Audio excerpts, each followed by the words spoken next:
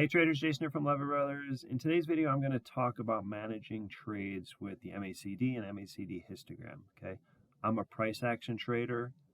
Most of my decisions are made from the actual price chart. I use volume to confirm that there's like heavy buying or light buying, but I also use indicators to give me clues of what's going on beneath the surface. If a stock moves and an indicator forms a divergence, then it leads me to believe that the move probably doesn't have legs in the near term. It doesn't mean I'm going to sell the position immediately. It just means I'm going to be a little bit more careful. Maybe move stops tighter.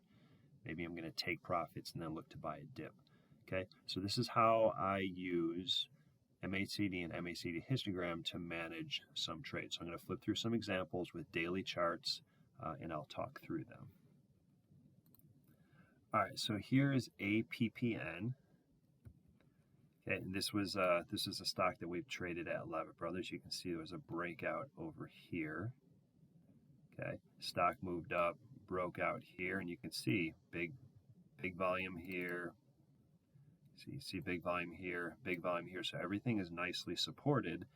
But as the stock went up, it started to lose some momentum. So you could have thought of this as being like an important level here, because this was a nice big base, broke out, volume was strong over here, but, and I'm going to delete some trend line, I'm going to delete some annotations here so it's easier to see, but we got a negative divergence here. So we got a higher high here, MACD histogram, lower high here. So despite the price action doing very well, despite a lot of positive upside volume, we got a negative divergence. So what that tells me is that it tells me that the upside momentum is declining, and we're likely to either get a move sideways or some backing and filling. So it's not an automatic sell, but it is a message to me to be careful. Okay, and this is what I do. You can look over here and you say the 21 was important.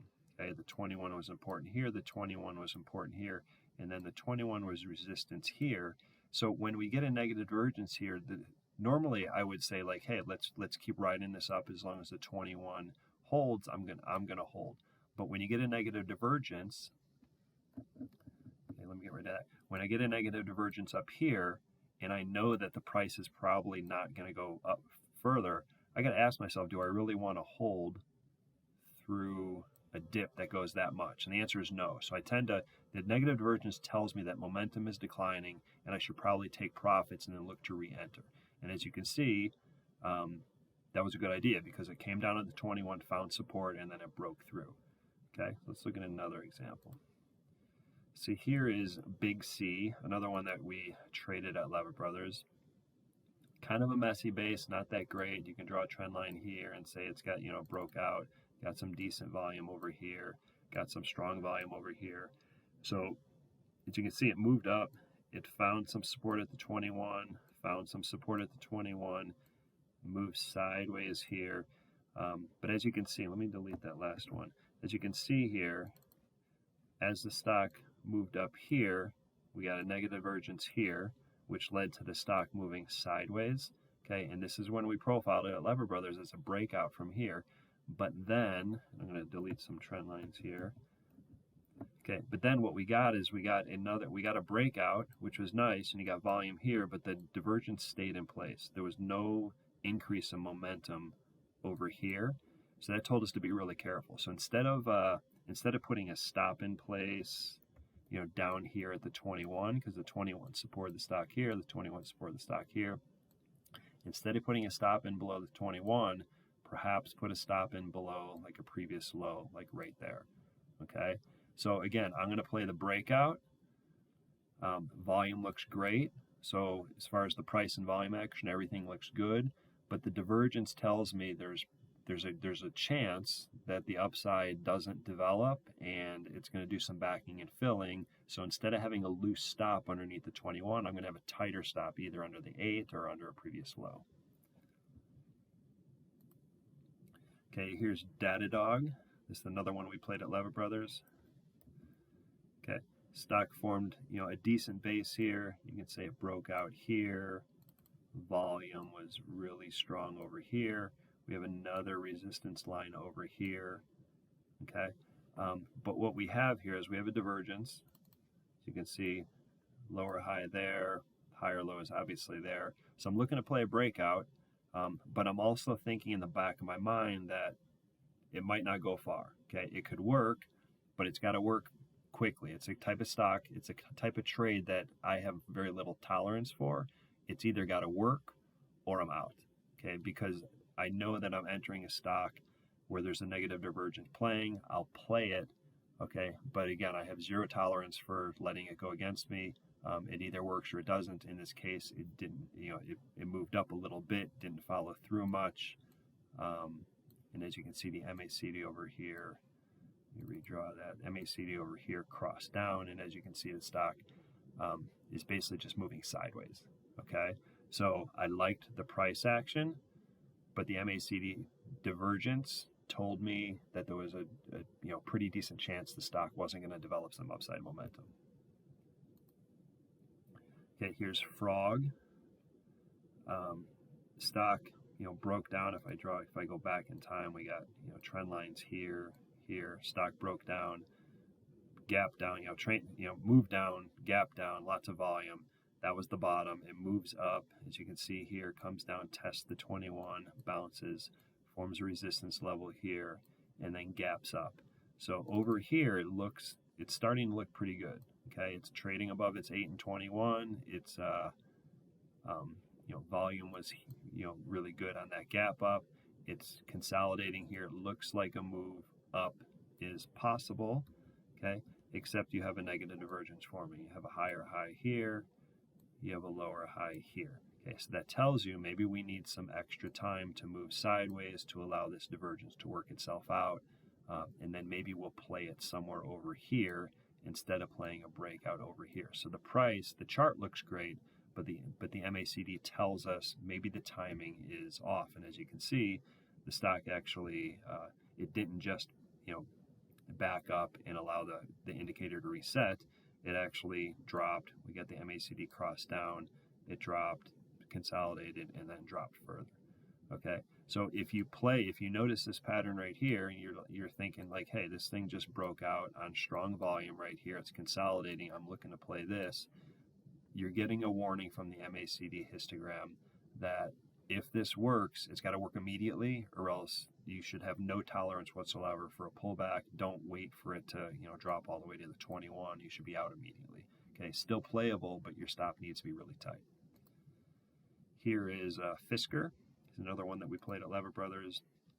Came down, basing here. As you can see, we have like strong volume off the low. You had a resistance level here, moved up, another resistance level here, pretty good volume over here, and it ramped up, and then it was consolidating here, and you can see that it broke out. But what I see here, and this is what I saw, is that you have higher high here from the stock, lower high there from the MACD histogram. So even though you can draw trend lines here, and you're thinking, I'm going to play a breakout of that pattern up, and we got strong volume over here, the divergence, which I'll redraw here, the divergence tells you that the upside momentum is declining and it may not go very far. So again, in this case, I'm not going to wait until it takes out a low. I'm not going to wait for it to drop to its 21 EMA. Okay, my stop's going to be much tighter. I'll give it a tiny bit of wiggle room. I'll give it a chance to to just dominate the MACD histogram divergence, because sometimes they do get ignored. But we got a higher high here on strong volume. That looks great, but with the divergence in place, my stop's going to be really tight, and then I'm just going to sit back and look to buy a dip. Okay, and it's a good thing because the stock didn't just drop a little bit; it actually has dropped quite a bit. From 20 down to 15, 16 is 25% drop. Okay, so again, chart looks great, but the message we're being told from the MACD histogram is that the upside momentum is probably declining, and you want to have stops much tighter than normal. All right, MP Materials. Okay, another one we played at Leavitt Brothers. Okay, based here, broke out, volume was so-so. It moved up here with force, which is good. You can draw trend lines and stuff and say that like this move up here was enough to kind of break the stock out of that downward movement, downtrend. So it moves up, volume over here pretty good, comes down and tests the 21, starts to move up to it, goes up to a new high. We had this at Leavitt Brothers. Let me get rid of these. We had this as a trade at Leavitt Brothers. We profiled, okay, moves up with force here, comes down, tests the 21, breaks out of a wedge pattern. But as you can see, we have a negative divergence. Okay, higher high here, MACD histogram, lower high there. That tells you. It doesn't tell you that the stock's not necessarily going to crash. It just tells you that the momentum on this area here is less than the momentum here, and the stock is likely to move sideways or do a little backing and filling in order to work off that overbought area that lacks upside momentum. So in this case, instead of, from a trade management standpoint, you notice that there's resistance there at the 21, resistance there at the 21, 21 comes into play there, 21 comes into play there. When we get this negative divergence, I'm not putting a stop all the way down at the 21. Okay, that's too big of a stop when a divergence is forming. I'm going to be putting a stop below. Most of the time for me, I use the prices for stops. I'll put a stop really close below a most recent low. I'll give it a tiny bit of wiggle room. If it wants to go up, that's great. But if it falls, I'm out immediately. Again, I'm not going to give it all this extra space when a divergence is forming. Okay, so we're talking about a trade where you're in it, it's working well, but a divergence forms, and that divergence tells me to protect my profits. I think this is the last one, Yala. Okay, kind of a messy pattern. It certainly is basing here. It breaks out here. There's some volume coming off the low there. Then it consolidates over here. In this area here, it consolidates, and you can draw another trend line as it breaks out again. So we have a higher high here, which looks good, and over here you can actually argue that, well, the stock kind of broke out of a little base area. It found some support over here at the 8 and 21. Over here, it's above its 50. You have some volume over here. So you could argue that, it's consolidating here above a previous high. Volume was decent. We're looking for a breakout here. All looks good, except you got a divergence forming. Okay, you got a higher high, lower high. That tells you upside momentum is not that strong. Stock probably needs to at least move sideways to work off some of the overbought area, although you can't really argue it's overbought here.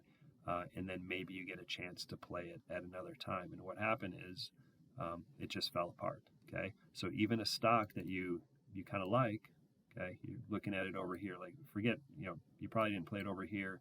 You may have played it over here. Okay, but if you're checking it out over here and you're thinking this stock has a chance to break out and go, the negative divergence tells you probably some more time is needed to allow the divergence to work itself off, and then you play it at a later time. If you play it, if you buy a dip within this range here, which is certainly possible, then you have a really tight stop. Okay, a really tight stop, like below, a previous low. I certainly wouldn't let it get all the way down to, that kind of a low. Okay. So overall, this is just how I use MACD. It's one of the ways I use MACD. I play the prices.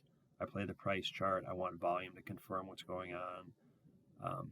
But the MACD gives me little clues as to whether momentum is there or whether momentum is declining and prices are likely to pull back. And if a divergence forms, that tells me, hey, don't use a loose stop and let it, don't give back half your profits using a loose stop. Take the message of the MACD histogram and move your stop up tighter, protect those profits. All right, hope this helps, and I'll see you next time.